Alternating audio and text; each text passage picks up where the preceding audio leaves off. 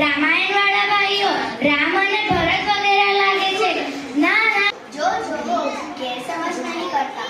પાણીમાં પાછી તરાવી પછી ઈડિયાવાઈ કરતા. મુનિ 91 લાખ સાધુ ભગવંતો સાથે શત્રુંજય ઉપર મોક્ષે ગયા. ન બોલો નમઃ સિદ્ધાર્થ દેવ છે. તમને ખબર છે તે કઈ રીતના બન્યા? તમને ખબર છે કઈ રીતના બન્યા હતા?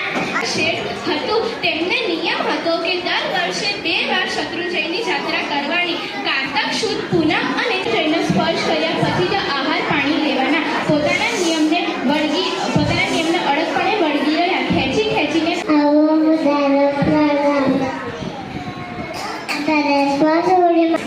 સુંદરભાઈ મામા વર્ણન થયું છે.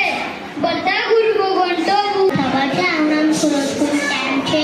સૂર્ય વિમાનના ઇન્દ્રથી શત્રુંજયની જાત્રા કરવા આવતા. તેથી શત્રુંજય ઉપર તેનો પાડ્યો છે.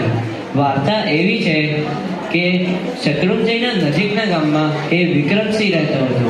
તેને બલિદાનની સાથે સાથે ધર્મ શાસન કે તીર્થ પર કોઈ બી આક્રમણ આવશે તો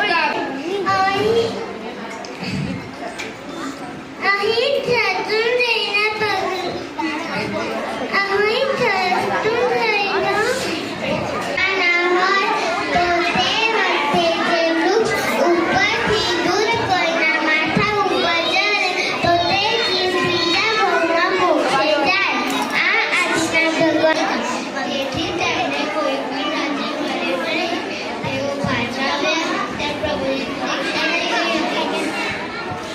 મને કહેવાય નમોજી નાનમ અને એ ભાઈઓને કહેવાય નમોજી.